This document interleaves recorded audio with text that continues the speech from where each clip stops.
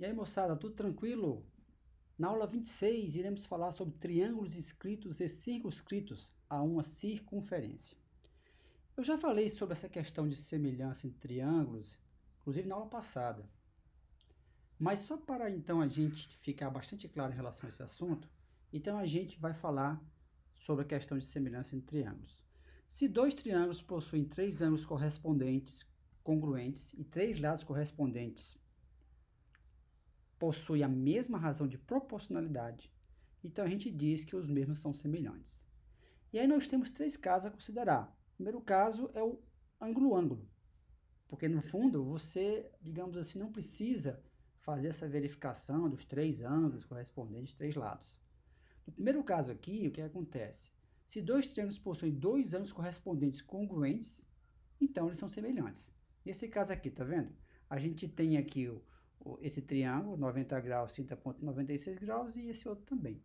Então, basta isso, né, para que você diga que, no caso, os dois triângulos aí, o ABC e o DF, são semelhantes. Lógico que esse outro ângulo aqui, né, desse triângulo é igual a esse outro, né?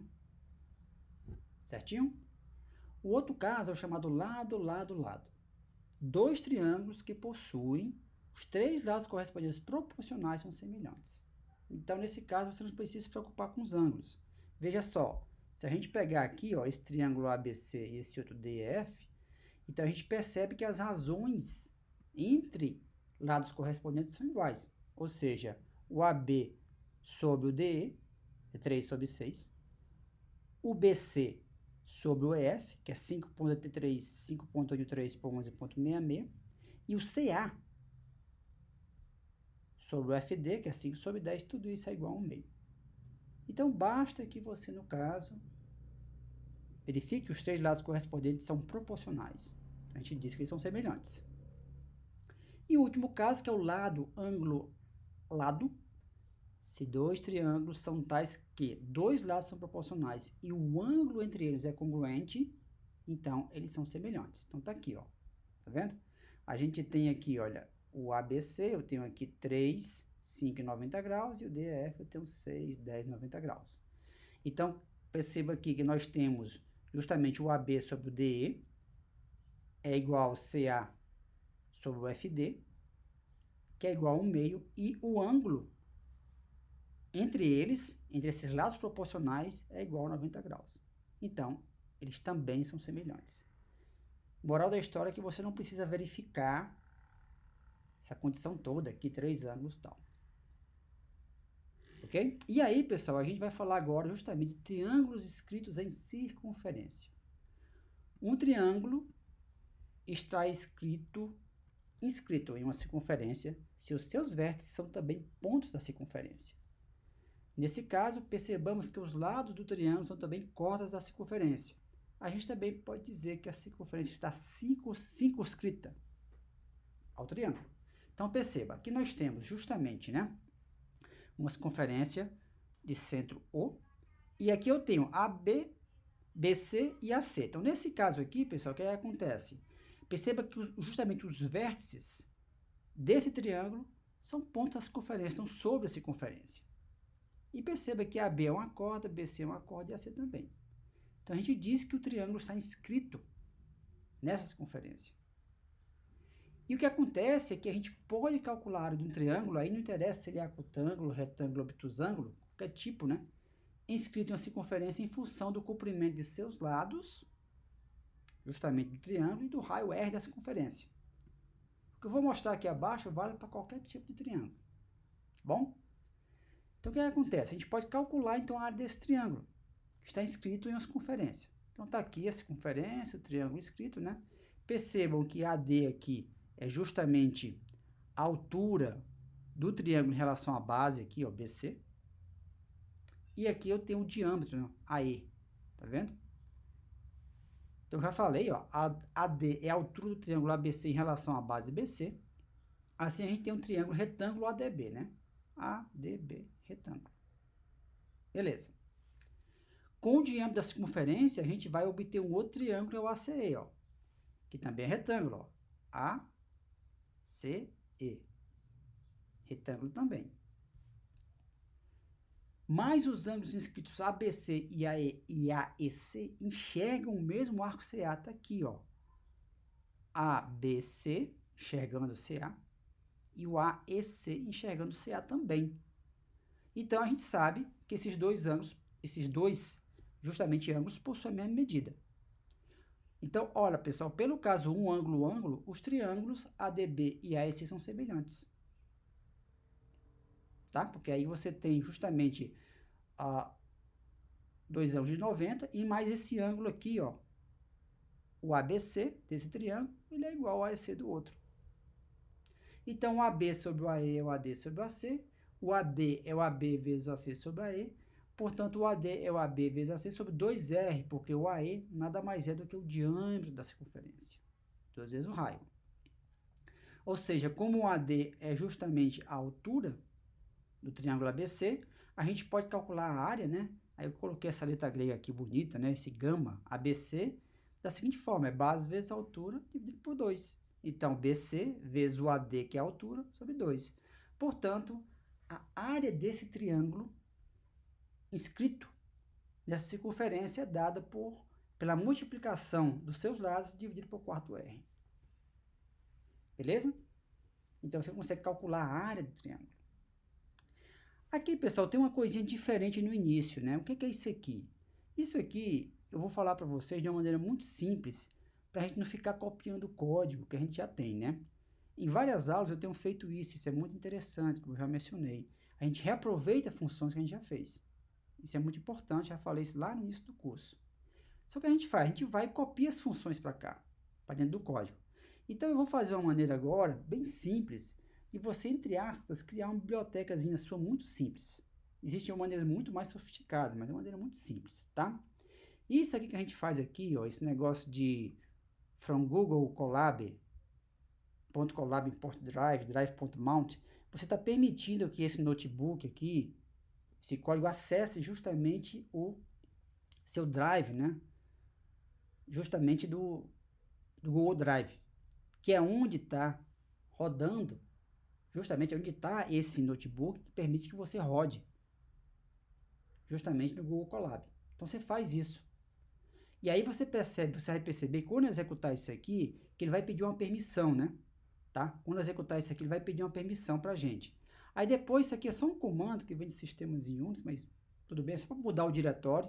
Eu estou mandando, então, ele ir para esse diretório aqui. Eu tenho um diretório chamado Sant8ano, que no caso eu tenho todos os meus notebooks, inclusive o arquivinho que eu vou mostrar para vocês aqui abaixo. E aqui é só um comandinho para mostrar o diretório atual. Então, isso aqui vai permitir justamente, pessoal, que a gente faça o seguinte, né? Aqui embaixo eu percebo que além daqueles imports que a gente sempre mostra, tem aqui, ó, eu criei um arquivo chamado minhas funções.py. O que acontece? Eu peguei essas duas funções aqui embaixo, ó, que eu já usei em outras aulas, que identifica o triângulo pelo lado, né? De acordo com os valores dos lados, se o triângulo ele é equilátero, isósceles, escalênico, eu vou precisar dessa função. E essa outra funçãozinha que eu já também mostrei em outra aula, calcular a área triângulo, que aí justamente com os lados e com o tipo que você obteve dessa outra função, você permite calcular a área do triângulo. Eu coloquei essas duas funções dentro desse arquivo chamado minhasfunções.py, que está no mesmo local, no meu Google Drive lá, que está esse notebook A26 aí. Mas aí para que eu consiga justamente ter acesso a esse minhas funções justamente .py, eu preciso justamente permitir que o notebook acesse esse diretório. Então, isso aqui é uma maneira muito simples, tem uma maneira muito mais sofisticada de você justamente não precisar copiar as funções aqui, porque elas estão dentro desse arquivo minhas funções.py. Então, vamos rodar aqui, ó. Vamos rodar, ele vai pedir uma permissão para você. Tá? Então, ele roda, tal, não sei o que mais lá.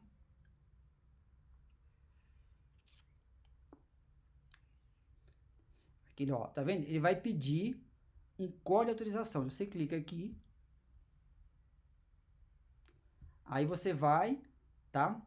E no caso, vai permitir aqui, ó, vai aqui para baixo, tá no inglês, mas allow, que é permitir. E aí vai para uma outra página, ó, e você copia esse código aqui, ó. Você vem aqui e copia. Você copia e depois vem para cá. Aí vim para cá, aí dá um Ctrl V aqui e dá um Enter. Pronto. Agora ele vai justamente permitir que esse notebook acesse justamente o seu Google Drive.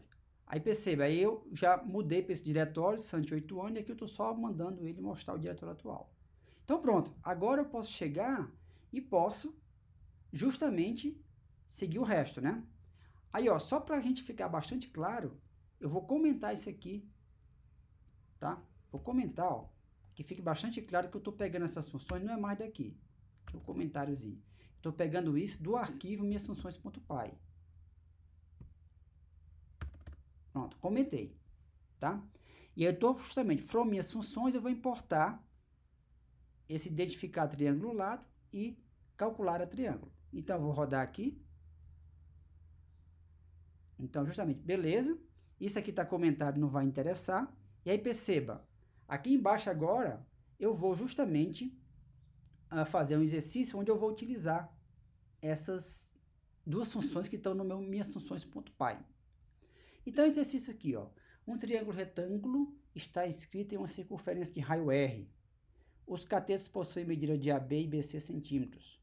Calcule o valor do raio R da circunferência circunscrita ao triângulo. Então, tá aqui, ó. Tá aqui o triângulo, retângulo. Aí, no problema, passa-se o valor de AB e BC. E aqui, justamente, eu quero saber o raio dessa circunferência que está circunscrita ao triângulo. Como é que você faz para resolver esse exercício? Se calcula o comprimento da hipotenusa AC, teorema de Pitágoras, tá? Depois você chama aquela função identificar triângulo lado, para saber se o triângulo existe, e caso sim, qual o tipo do triângulo, em termos de lado. Depois você chama a função calcular área triângulo, faz o cálculo da área daquela maneira, e aí você calcula o R por meio da fórmula de calcular do triângulo escrito, que é isso aqui, ó. Porque olha só, pessoal, se aqui eu vou ter, se eu passei o AB e o BC e calculei justamente o AC, que é a hipotenusa, se eu tenho uma área que eu calculei para calcular a área, então eu consigo obter o R daqui, né?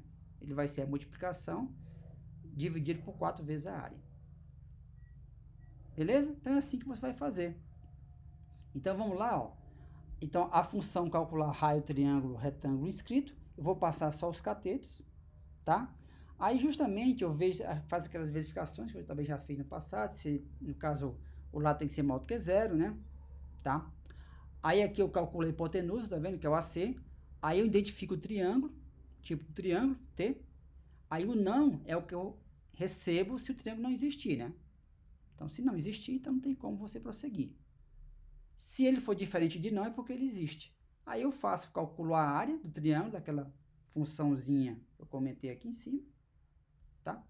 De posse da área, portanto, eu calculo o raio, que é a multiplicação dos lados dividido por 4 vezes a área, a fórmula acima. Vamos ver então, moçada, como é que é isso aqui. Isso aqui eu não preciso executar, porque eu já comentei. Então, eu vou fazer isso aqui, tá? Aí, ó, tá vendo? Eu vou passar, por exemplo, 6 e 8 de cateto e vamos ver o resultado.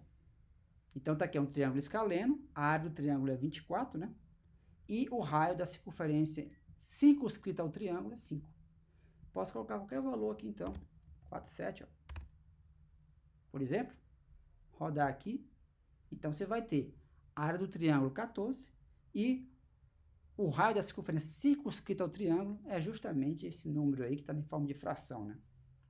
Belezinha? Então, mais uma funçãozinha que pode ajudar você justamente a sedimentar o conhecimento, né? Além de automatizar o processo. E a gente pode também ter aqui, pessoal, justamente os triângulos circunscritos à circunferência. Agora, ao contrário, né? Na figura a seguir, a gente mostra um triângulo circunscrito à circunferência. Então, tá aqui, ó. Tá aqui a circunferência, centro O, e o triângulo aqui, ó, ABC, tá vendo? Circunscrito.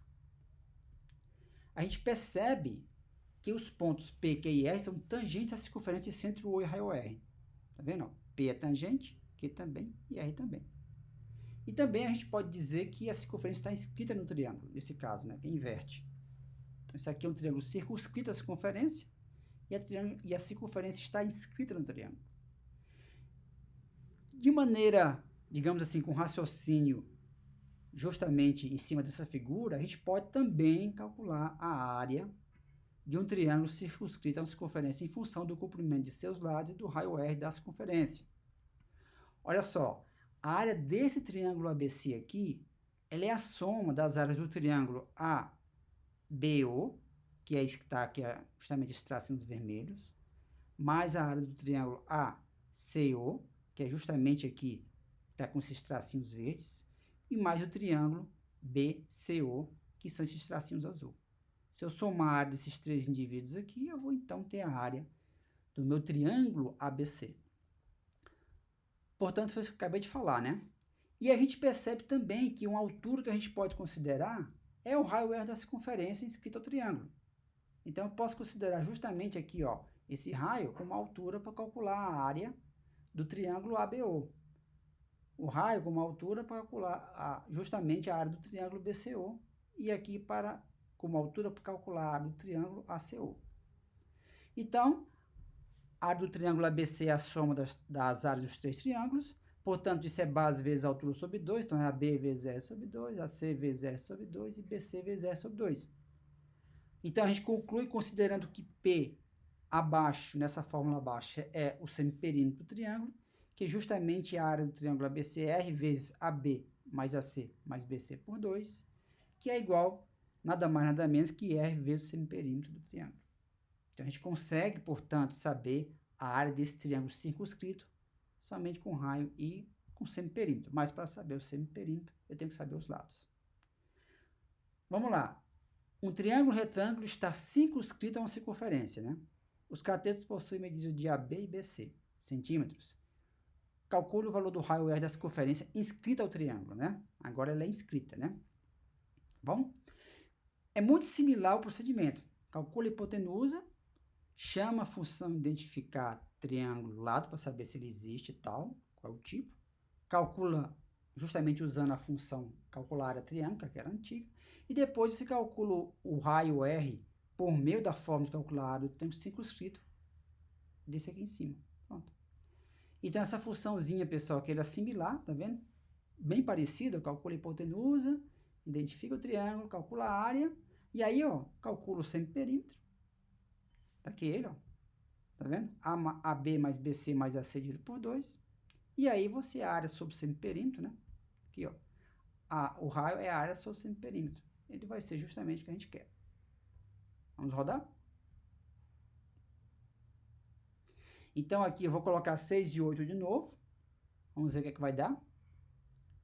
Então, olha, é escaleno, a área é 24, né? O semiperímetro é 12 e o raio da circunferência inscrita é justamente 2. Qualquer outro valor eu posso colocar aqui. 4, 7, por exemplo. Então, aqui nós temos área 14, está aqui o semiperímetro do triângulo e aqui o raio é esse número aqui em forma de fração. Temos exercício para vocês brincarem.